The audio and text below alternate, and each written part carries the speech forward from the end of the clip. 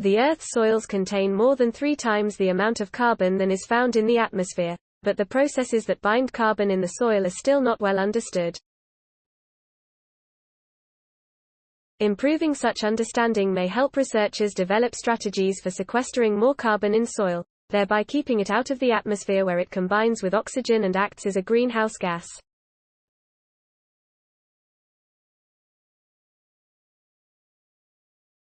A new study describes a breakthrough method for imaging the physical and chemical interactions that sequester carbon in soil at near-atomic scales, with some surprising results.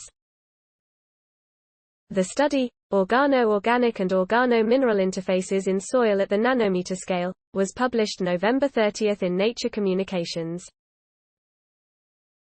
At that resolution, the researchers showed, for the first time, that soil carbon interacts with both minerals and other forms of carbon from organic materials, such as bacterial cell walls and microbial byproducts.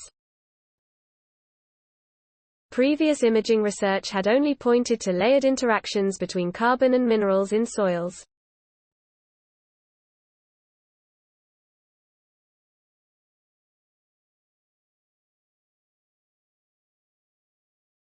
If there is an overlooked mechanism that can help us retain more carbon in soils, then that will help our climate, said senior author Johannes Lehmann, the Liberty Hyde Bailey Professor in the School of Integrative Plant Science, Soil and Crop Sciences section, in the College of Agriculture, and Angela Possinger Ph.D. 19, who was a graduate student in Lehmann's lab and is currently a postdoctoral researcher at Virginia Tech University, is the paper's first author.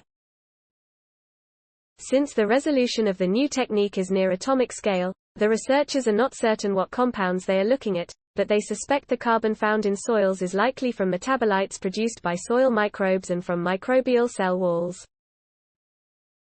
In all likelihood, this is a microbial graveyard, Lehmann said.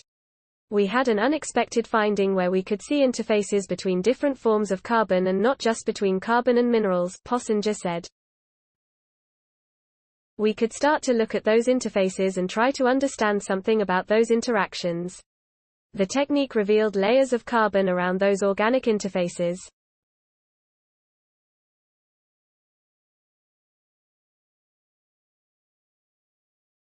It also showed that nitrogen was an important player for facilitating the chemical interactions between both organic and mineral interfaces, Possinger said.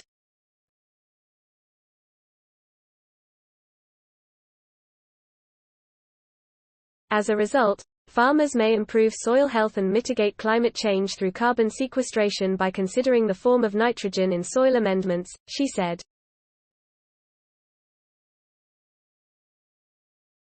While pursuing her doctorate, Possinger worked for years with Cornell physicists, including co-authors Lena Korkutis, Associate Professor of Applied and Engineering Physics, and David Muller, the Samuel B. Eckert Professor of Engineering and Applied and Engineering Physics and the co-director.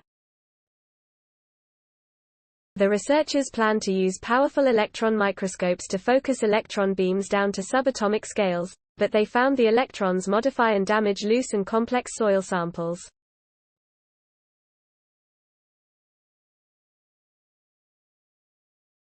As a result, they had to freeze the samples to around -180 degrees Celsius, which reduced the harmful effects from the beams. We had to develop a technique that essentially keeps the soil particles frozen throughout the process of making very thin slices to look at these tiny interfaces, Possinger said.